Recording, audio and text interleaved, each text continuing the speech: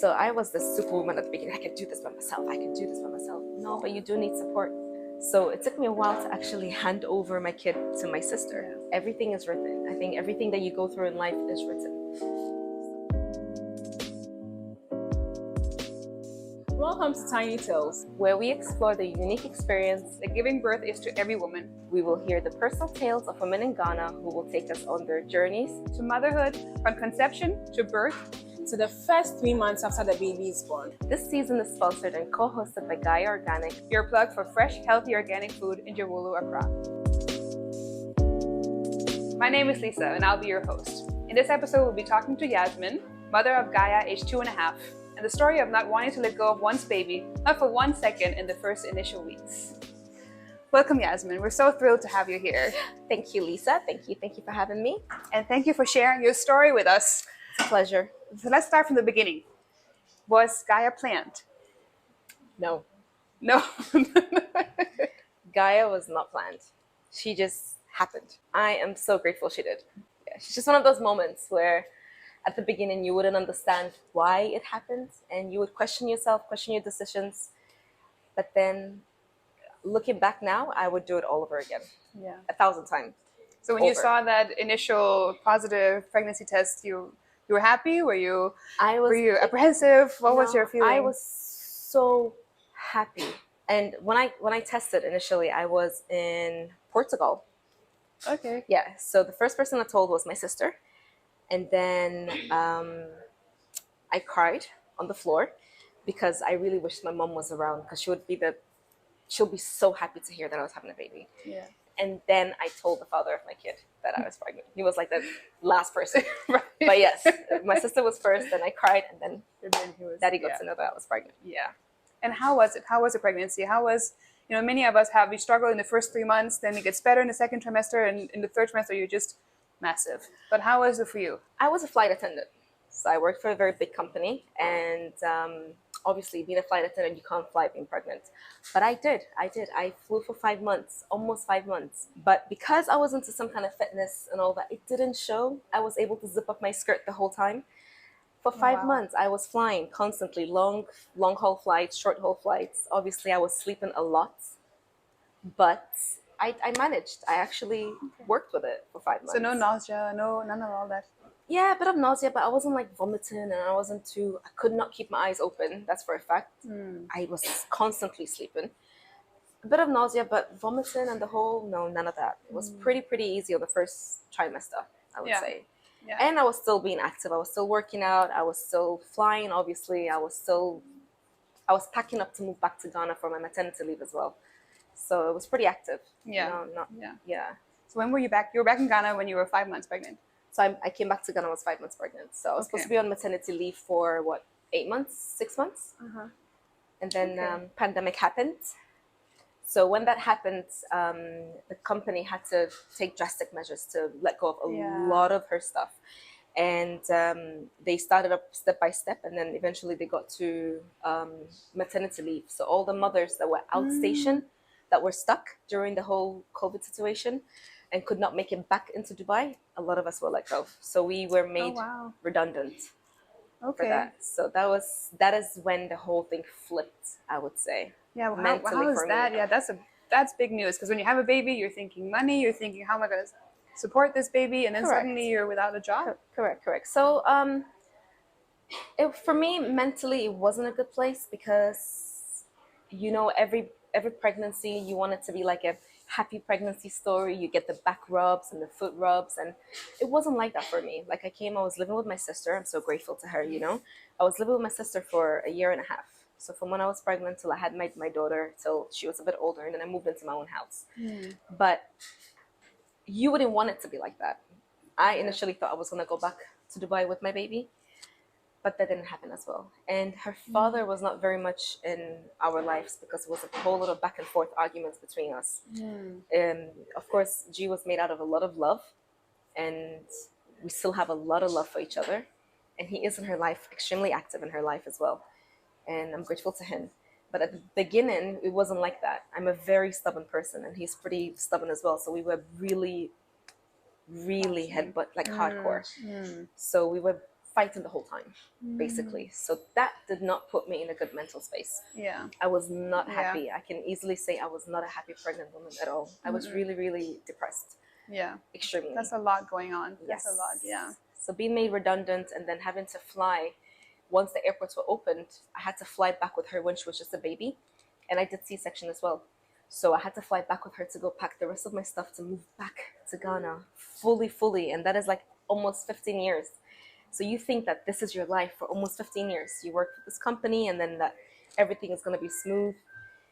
And in the blink of an eye, like from an email, your whole life changes.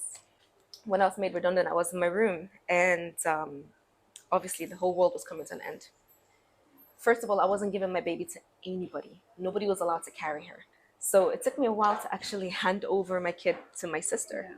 I would go to the toilet carrying her. I mean, where is she going to roll over to? She's a baby. Like, you put her there, she's going to stay there. And how old was she at this point? How old was she? She was like a month max. Yeah. So it was like that for like almost 3 months. Yeah. I would not give her to anybody easily.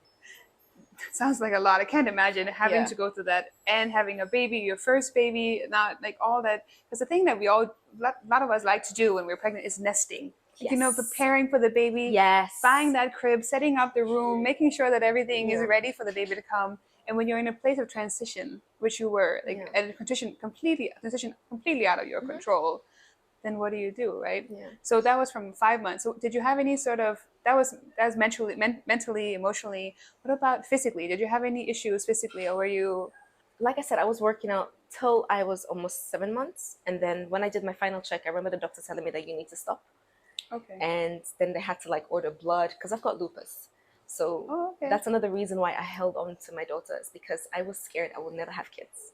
Because I've had a doctor tell me before that, it's very difficult when you've got lupus to conceive. And I'm not really young. I'm in my mid-30s. I'm getting to my 40s very soon. So in my head, I'm like, why would I want to get rid of the baby? Like, no. Yeah. I don't care how confusing the situation was at the beginning. No, I was like, you know what? If that's the case, I'll have her and I'll have her on my own. I'll do it all by myself. So I was the superwoman at the beginning. I can do this by myself. I can do this by myself. No, but you do need support. Yeah. You need some kind of mental support as well. I had my sister. I'll always say this. I had my sister. And she was the best thing ever. Was she there during the birth? She was in the room. So she videoed the whole process.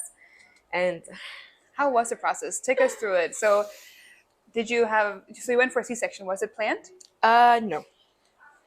They told me like a week before.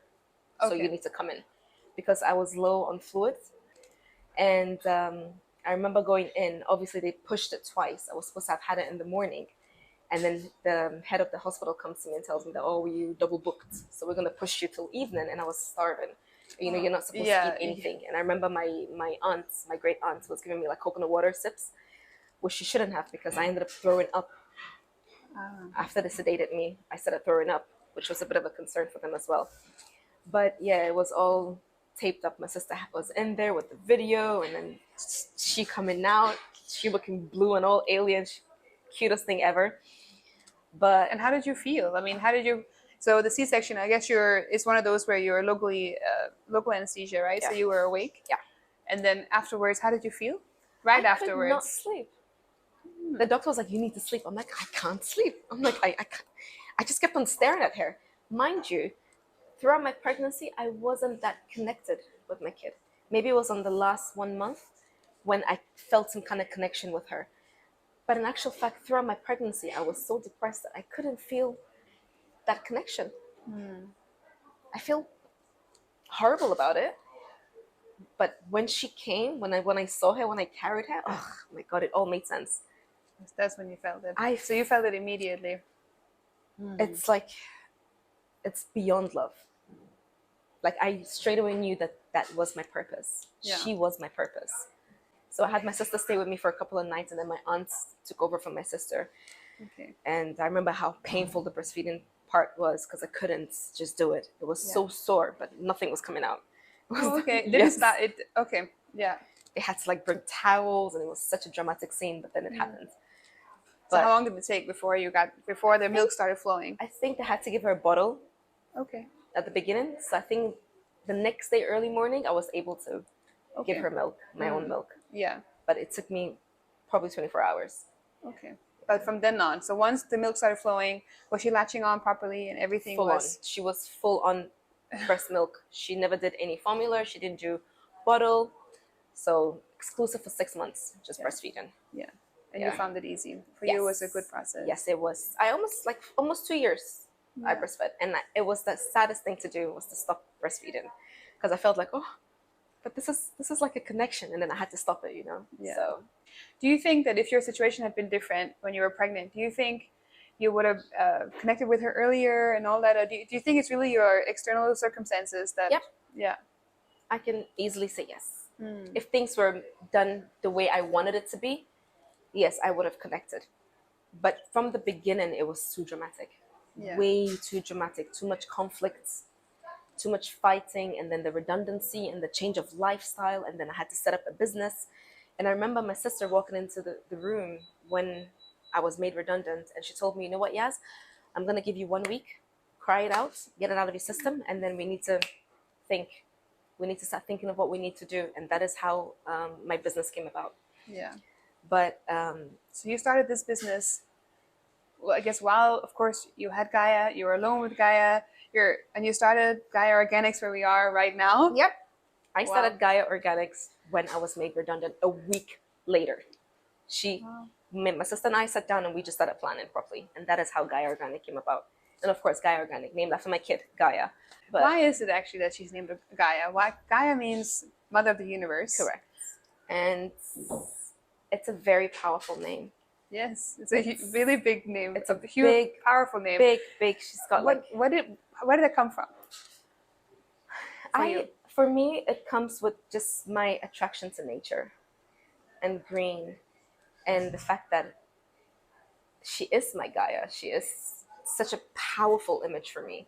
She's so big in my life. I can't see anything else. It was Gaia and it was Luna, but we decided to go for Gaia, which I think is it's a powerful name.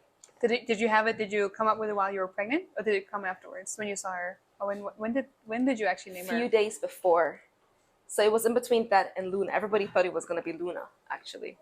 And then a few days before I had her, I was like, no, she's definitely a Gaia.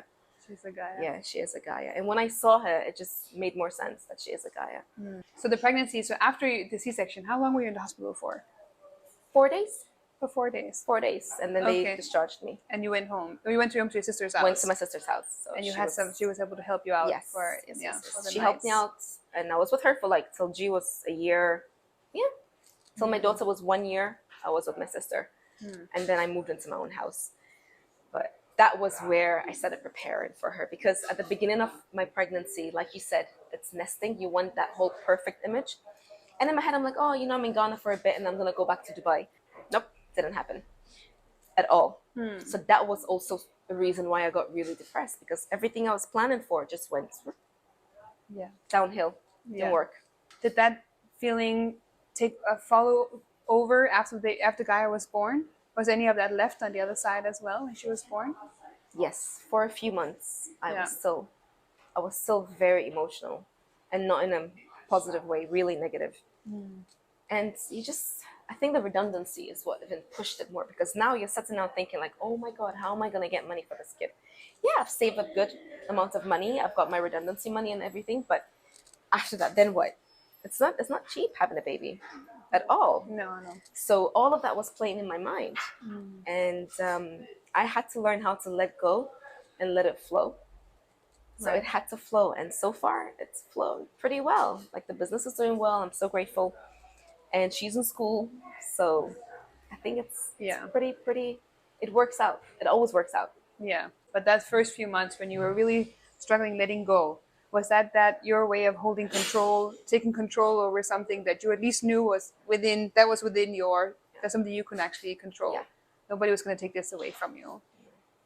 Yeah. But then it's hard. It's hard to let go of certain images or ideas that you have of yourself. It's really hard, especially when you've been setting it for like almost 15 years. Yeah. It's very difficult. And then to add a baby to it, it was really challenging. Yeah. What did your family say? I mean, when your sister, you were staying with her, but you wouldn't let her hold a baby. What was she saying to you? Was she telling you, trying to? Oh, she was the best thing. that could happen like in that situation, because she's got 2 kids. So she really talked me through it from the beginning till when Gigi started walking to you name it. So I've had some pretty strong friends and influences in my life that helped me out a lot. My brother as well, because I'm so close to him, but I actually thought that he would cut me off. Because, it's baby out of wedlock, the Arab mindset. You'd be like, oh, she's having a baby. Ooh, shame, stones. No, it was nothing like that. He was so supportive. He got mad at me when I told him for like a couple of weeks. And then after a couple of weeks, he calls me and goes like, okay, so what are we doing now? That's exactly. I was like, I wouldn't really. Thank you. So yeah, I didn't expect that from him because he is my best friend.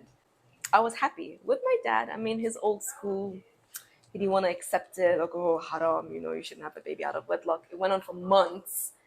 And I remember when I gave birth and my sister calls him, video WhatsApp chat, and she just puts the phone at him like, look at G, and I saw this big smile on his face. And I'm like, so that's over with, So he got over it, Yeah. So no, I've got a supportive. My friends and my family are pretty supportive. Yeah. So that's all that matters. So what would you give as an advice? Imagine a woman who's in a situation not necessarily exactly like yours, but somebody who's also lost control, who thought she was on a path and then suddenly finds out she's not on that path anymore, something that changes her life so dramatically, while she's also already on a path of changing her life because she's pregnant, about to have her first baby. What kind of advice would you give to somebody like that? Is there anything you would have done back then could you have done anything differently? And now that you look back on it, what do you think about it? I couldn't have done anything differently, but I would say let it flow. Let it flow. I mean, when you come to think about it, we've got situations out there where, like the Kaya ladies, the ladies that carry on their head, do you think they plan it? They never plan it. And their situations are 1,000 times worse than ours. But then it all falls in place. I don't know, there's something about babies when you have babies. It falls in place, it flows. My only advice is let it flow. Do not overthink it. Do not complicate your life. You're already going through an emotional and a hormonal imbalance. Everything is written. I think everything that you go through in life is written. Whether you plan it or you don't plan it, it works out. Yeah. I mean, I can relate because I had a similar story because I also had a baby during COVID. So I think for all of us who had COVID babies, we thought we were going one way and then suddenly we were going somewhere else. Yeah.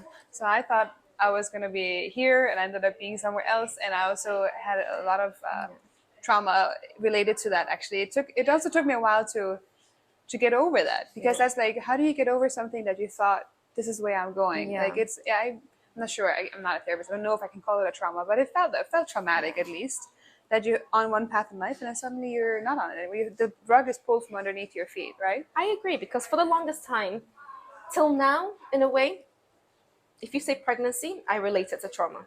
Right. Yeah. Because I feel like when I'm pregnant, I'll be unhappy again. Where I don't think that's the case. It's only because of my situation that I was in. That's why I was unhappy. Yeah. But pregnancy is a happy thing. It's a happy moment. Every woman should experience that happiness. So now if you ask me, will I have another baby? Yes. Will I plan it? I'll try my best to plan it, because like I said, let it flow. It's not something you can plan easily. But if I do get pregnant, definitely I will take different steps in that pregnancy, for sure. Yeah. But yes, for the longest time, if anybody says pregnancy, I'm like, oh, hell no. No pregnancy for me. Like one, and that's it. But now my ovaries are kind of singing a little bit. They're like, oh, would you like another one? Yeah, maybe I would like another one. I don't mind having another one. Yeah. But with proper planning. Proper planning this time around. Yeah. Okay. Thank you so much, Yazmine. I really felt like I could relate to your story because it also resonates with a little bit of how my story was. Yeah. And I think every one of us who had a baby during COVID, we probably had something like that. Even if it was, we thought our maternity leave was going to be different. Maybe we thought we were going to be meeting up with our friends and family, and then suddenly we couldn't go anywhere. Like, I think a lot of us have had an experience with being pregnant and having a baby during COVID that we just didn't expect, because we all, no matter if we think of it consciously or not, we've been told birth stories and children's stories from we were kids, especially as women. So we have some sort of idea of what it's going to be, and then we get to it. And I think for most of us, it probably isn't the way we think it is, but especially in a situation like this where the world is changing around us and there's nothing we can do about it. So thank you so much for sharing your story. Welcome, Lisa. You're welcome. I'm sure there were parts of Yazmine's story that resonated with you. Perhaps you could relate to the feeling of losing control due to external circumstances, or not wanting to let go of your baby in the first few months after she's born, or perhaps something completely different. The power of the personal story is that we all relate differently. We want to hear your thoughts and feedback, so please leave us a comment on our community page, Tiny's Parents, on tinyreusers.com, and join the discussion. Link can be found in the description. Thank you, Yazmine, and to all of you who are watching at home. This show is created and hosted by Tiny Reusers.